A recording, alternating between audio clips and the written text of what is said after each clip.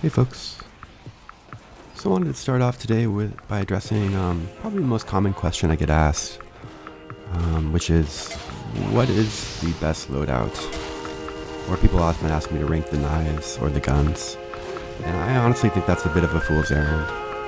The real answer is that each of the spy's items is just a tool, which excels in certain scenarios with certain playstyles. So it's a situational thing. You're going to want to use the tool that most suits the scenario that you're in and the playstyle that you like to use. For me, the most commonly used tool set is the kunai paired with the Stranger and the IW, or the cloak and dagger if I'm defending. I do use the dead ringer too, but that's mostly when I'm focusing on gunplay. Like when I really want to utilize the gun a lot, I'll go with the dead ringer. Alternatively, I'll break out the DOID sometimes, but like for the most part, I use the dead ringer when I'm trying to be more of a gun spy. And the maps that call for that are a bit fewer in between, but I do bust out the gun a good bit. But yeah, when you've got opponents that just don't really react to your stabs or are just demonstrating low awareness, it really makes sense to run the kunai. Here you'll notice I sync my decloak with that soldier's rocket jump. That's really important to do. Just learning to sync your decloaks with noises, especially those that are mid to low frequency range, like explosions, is a really clutch skill to develop with Spy for aggressive decloaking.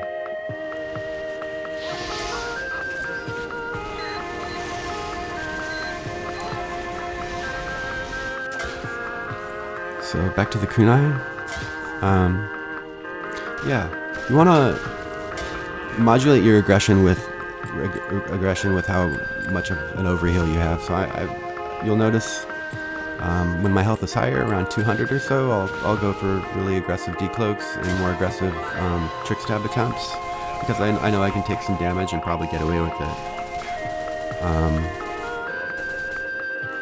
You don't want to be waiting like I am when you have an overheal like this. In this case, there's like several people looking for me, and I'm by a spawn, so I'm being a little more conservative. But I'm gonna try and keep it going. You don't want to let a good overheal go to waste. Definitely a good example there.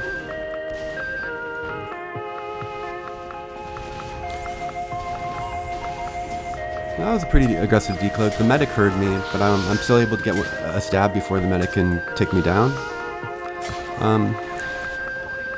One thing about aggressive decloaking that people misunderstand is they think that once someone reacts to the decloak, it's all over, and that's just not the case.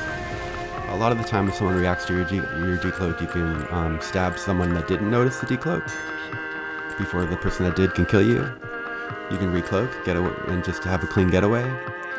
Or you can go for a trick stab and take them out that way.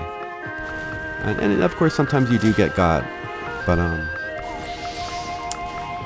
once you get enough practice in and develop escape maneuvers like using the disguise bug, as I did there, to like change my disguise status so that the visibility of the flames go away,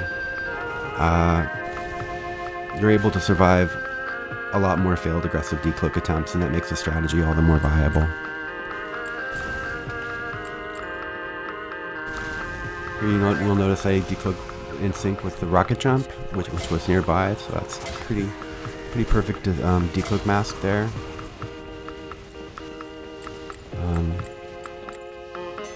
Can't really ask for a better decloak mask than an explosion or a disguise actually using this disguise kit. If you see a spy disguising, that's a perfect time to decloak on them because the sounds are basically identical. They pair very well.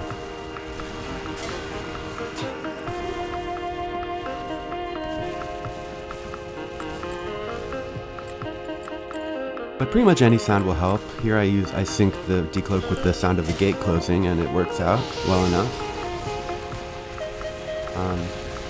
You basically just want to... Ideal sounds are ones that are exactly like the decloak sound in frequency. But anything helps. Syncing your cloak is with a random noise is better than not syncing it with any noise at all at the end of the day.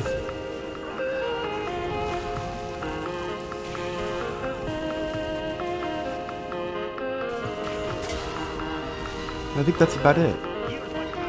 Thank you all for coming out. Appreciate you being here. I'll see you next time. Peace and love.